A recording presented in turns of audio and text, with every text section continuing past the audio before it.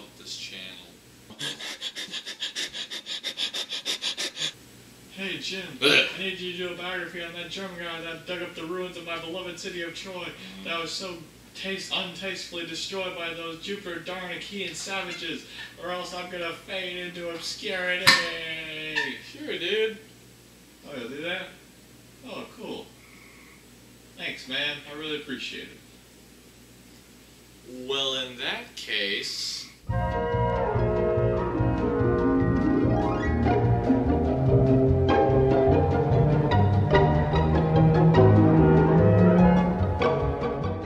Part 1. Who is Heinrich Schliemann?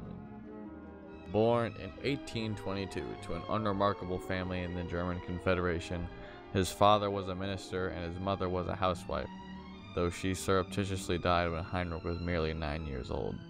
After this, he was promptly shipped off to grammar school, where his interest in history and archaeology would first develop. He was captivated by Homer and his works, and so, by the ripe old age of 8, I might add, he proclaimed that he would be the one to unearth the mythical city of Troy, you know, as most kids do.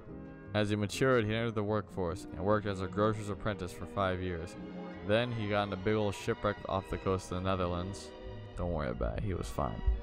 He then got a job at a merchant's firm in St. Petersburg because he was freakishly good at learning different languages, eventually becoming fluent in English, French, Dutch, Spanish, Portuguese, Swedish, Polish, Italian, Greek, Latin, Russian, Arabic, Turkish, and of course German. Then in 1851, he immigrated to America, got rich in the California gold rush, acquired U.S. citizenship, and then went back to Russia the very next year. He then got involved in a sketchy marriage with one Ekaterina Lishkin and had 3 kids.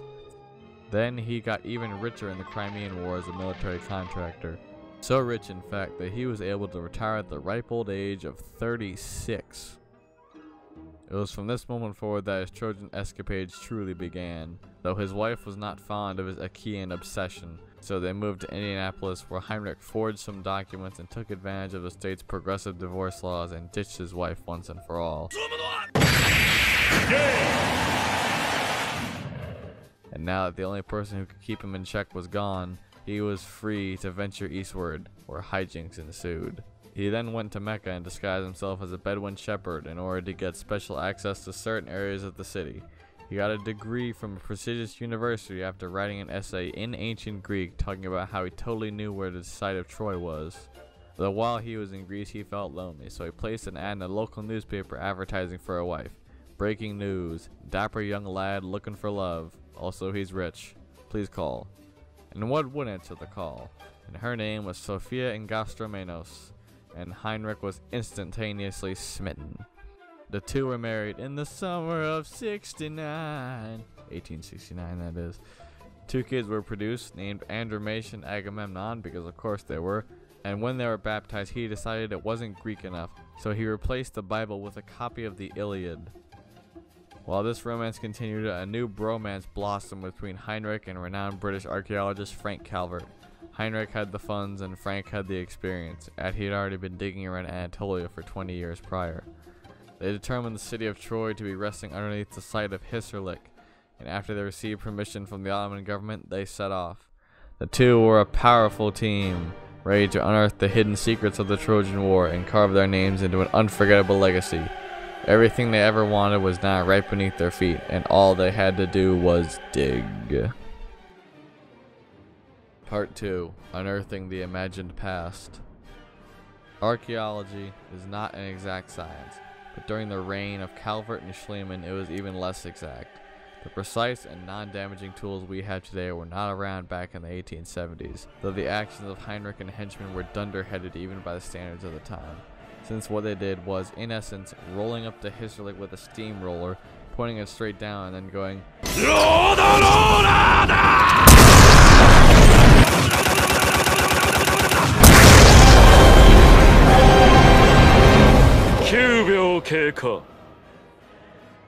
evidenced by the fact that our brave protagonist deducted that the ruins of Troy were the absolute lowest level of the site. He was wrong. Though Heinrich's bold and brash recklessness was not unnoticed by his business partner, and the two quickly turned on each other. with Frank publishing an article implying that his partner had dug too far and destroyed the Trojan ruins. Heinrich was not pleased by this, and the dynamic duo soon split up. But the madness was far from over. For one set of particularly interesting trinkets was discovered, magnificent golden jewelry of the mythical city, unearthed by Heinrich and Sophia themselves. They dubbed it Priam's treasure, and it quickly caught the attention of the Ottomans, and so the empire sued the couple for the booty that was unearthed underneath their soil, though it didn't really get anywhere, and by 1874 they allowed to continue digging, so don't worry about it.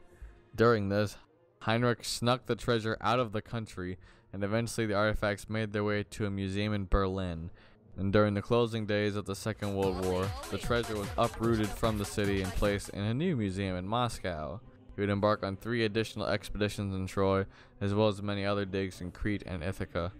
But it was after his 4th expedition that he would meet his end, as he sustained an ear infection, and on December 26, 1890, Heinrich Schliemann succumbed to the sickness and was buried in Athens, laid to rest alongside the Achaeans he so vigorously studied.